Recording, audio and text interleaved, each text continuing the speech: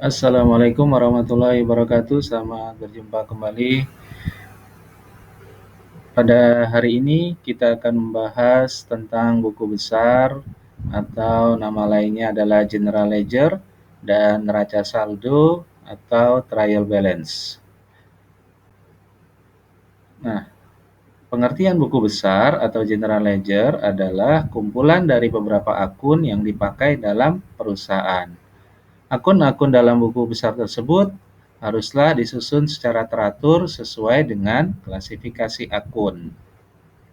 Ya, jadi kemarin kita sudah membahas tentang jurnal umum, bagaimana melakukan penjurnalan yang seharusnya, dan tahap berikutnya setelah kita melakukan jurnal umum, maka kita harus menyusunnya ke dalam masing-masing akun, ya, ke dalam masing-masing akun sesuai dengan transaksi-transaksi yang terjadi. Jadi nanti dalam membuat buku besar kita harus mengklasifikasikan, ya, di mana dalam klasifikasi akun tersebut akun-akun dalam buku besar biasanya secara umum disusun berurutan dari akun-akun neraca dan dilanjutkan dalam akun-akun laporan perhitungan laba rugi. Nah, ini harus teratur ya, teman-teman. Disusunnya berurutan dari akun-akun neraca. Di mana akun-akun neraca itu biasanya yang pertama adalah aset, yang kedua adalah liabilitas atau utang, dan yang ketiga adalah ekuitas atau modal. Jadi ini sudah urut ya. Ini dulu aset adalah nomor 1, liabilitas nomor 2, dan ekuitas nomor 3.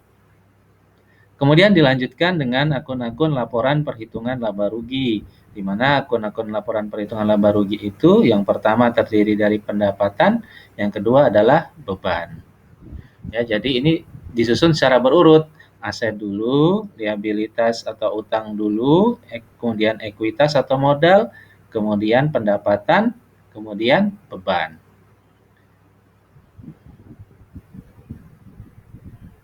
Nah, jadi kalau kita buat seperti ini ya, dalam buku besar atau general ledger disebutkan perusahaan apa. Nah, nanti ada kolom-kolomnya seperti ini. Ada nama akunnya apa, misalnya kas. Nomor akunnya tadi disebutkan kalau aset dia menggunakan kepala 1 ya. Nah, jadi di sini misalnya mau teman-teman tulis 11 boleh, 111 boleh, dan sebagainya. Intinya yang harus kepala 1. Setelah kas, kemudian berikutnya adalah piutang usaha. Piutang usaha termasuk aset, sehingga juga kita menggunakan kepala 1. Kemudian belakangnya misalnya kita tulis 12, 122, atau yang lain-lain ya. Demikian pula peralatan dan seterusnya. Nanti kalau yang hutang, maka kita menggunakan kepala 2, apakah 21, 211, dan seterusnya. Kalau untuk modal, kita menggunakan kepala 3. Untuk pendapatan, kita gunakan kepala 4, dan beban kita gunakan kepala 5. Oke, sebelumnya harus kita ketahui dulu apa itu aset. Aset adalah semua kekayaan yang dimiliki oleh perusahaan, di mana aset itu sendiri dikelompokkan menjadi beberapa. Yang pertama adalah aset lancar atau biasa disebut dengan current asset, yaitu adalah aset yang berupa uang tunai. Nah, di sini berupa uang tunai ya, atau sesuatu yang bisa atau cepat menjadi uang atau menjadi biaya dalam waktu kurang dari 1 tahun. Nah, di sini kata kuncinya adalah kurang dari 1 tahun. Contohnya adalah uang tunai atau kas, piutang, persediaan barang dagangan, surat berharga, perlengkapan, dan lain-lain. Yang kedua adalah investasi jangka panjang atau long term investment, di mana pengertiannya adalah investasi perusahaan ke perusahaan lain dalam bentuk saham atau obligasi dalam jangka waktu lebih dari 1 tahun. Oke, lebih dari 1 tahun. Jadi bisa berupa saham atau obligasi dalam waktu lebih dari 1 tahun. Yang ketiga adalah aset tetap. Aset tetap yaitu aset yang dimiliki perusahaan yang dapat dipakai lebih dari 1 tahun yang berupa aset tetap berwujud. Nah, kalau untuk nomor 3 ini, asetnya itu yang bisa dipakai lebih dari 1 tahun, ya, dan harus berwujud. Contohnya adalah tanah, gedung, mesin, peralatan, dan lain-lain sebagainya. Yang keempat adalah aset tak berwujud. Jenis aset ini adalah aset milik perusahaan yang masa manfaatnya lebih dari 1 tahun, ya, dan tidak mempunyai bentuk fisik yang nampak. Contohnya goodwill, hak paten, merek dagang, dan lain-lain sebagainya. Yang berikutnya adalah liabilitas atau liabilities.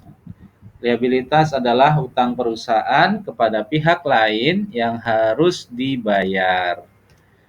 Liabilitas sendiri dikelompokkan menjadi 2. Yang pertama adalah utang jangka pendek atau current liabilities, di mana utang kepada pihak lain yang pembayarannya kurang dari 1 tahun. Contohnya utang dagang, biaya listrik yang masih harus dibayar, sewa diterima di muka, dan lain-lain. Yang kedua adalah utang jangka panjang atau long term liabilities, adalah utang kepada pihak lain yang harus dilunasi dalam jangka waktu lebih dari 1 tahun. Ya, jadi kalau jangka pendek, utang jangka pendek itu kurang dari 1 tahun, sedangkan utang jangka panjang lebih dari 1 tahun. Contoh utang jangka panjang seperti utang hipotek, utang obligasi, kredit investasi kecil, dan lain-lain. Ya, intinya yang lebih dari 1 tahun.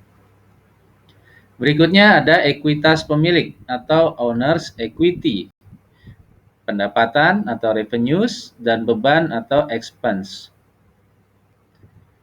Ekuitas atau modal adalah hal para pemilik perusahaan yang ditanamkan ke dalam perusahaan. Ya, jadi ini maksudnya adalah segala sesuatu yang bisa dijadikan sebagai modal dari perusahaan. Yang berikutnya adalah pendapatan, adalah penghasilan yang diperoleh perusahaan selama 1 periode. Pendapatan ada 2 macam. Yang pertama yaitu pendapatan yang benar-benar merupakan pendapatan pokok atau usaha, dan pendapatan yang bukan dari pendapatan pokok. Jadi kalau misalnya sebuah toko baju gitu ya, sebuah toko baju, maka pendapatan pokoknya adalah ya hasil dari penjualan baju. Nah, kalau pendapatan yang bukan pokok, misalnya dari pendapatan parkiran gitu ya, atau misalnya toko bajunya itu memiliki ruko di sebelahnya yang masih kosong yang disewakan. Nah, itu juga bisa jadi pendapatan bukan pokok. Sedangkan beban adalah pengorbanan ekonomis yang dikeluarkan selama 1 periode akuntansi. Beban ada 2 macam juga, yaitu beban yang dikeluarkan untuk mendapatkan penghasilan pokok yang disebut dengan beban usaha, dan yang bukan merupakan beban yang dikeluarkan untuk mendapatkan penghasilan pokok yang disebut dengan beban non usaha. Jadi mirip sama pendapatan tadi ya, ada pendapatan pokok dan pendapatan bukan pokok, dengan demikian juga ada beban pokok, pendapatan bukan pokok.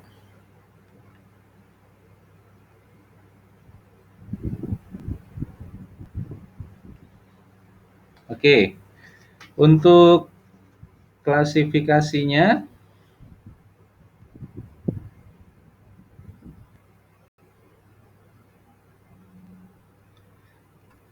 tadi sudah disebutkan ya bahwa pembuatan buku besar maupun neraca nanti harus mengikuti kaidah-kaidah penomoran. Jadi yang pertama itu adalah aset, yang kedua adalah liabilitas, yang ketiga adalah ekuitas, yang keempat pendapatan, yang kelima adalah beban.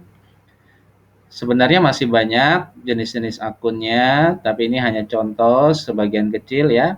Kalau misalnya di aset ada akun lain, maka teman-teman bisa tinggal menambahkan nomor 19 atau nomor 13 dan sebagainya. Kalau masih banyak, ditambahkan misalnya 111, 112 dan sebagainya ya. Tapi intinya ya untuk aset depannya adalah angka 1 atau menggunakan kepala 1. Sedangkan liabilitas menggunakan angka 2 depannya, sedangkan ekuitas menggunakan depannya angka 3, pendapatan depannya angka 4, dan beban depannya angka 5. Oke, untuk neraca saldo. Neraca saldo atau trial balance adalah kumpulan daripada saldo-saldo akun buku besar. Neraca biasanya disusun setiap akhir bulan atau setiap akhir periode akuntansi ya. Bisa selama triwulan, selama semester, ataupun selama 1 tahun. Tergantung periode akuntansinya berapa lama. Cara menyusun neraca saldo disusun dengan tata cara penyusunan dalam buku besar dengan nomor urut yang teratur. Nah, misalnya neraca saldo seperti ini ya. Jadi disusun untuk kas kepala 1, kemudian liabilitas kepala 2, modal kepala 3, pendapatan kepala 4, biaya kepala 5. Oke, itu dulu untuk hari ini. Semoga bermanfaat. Assalamualaikum warahmatullahi wabarakatuh.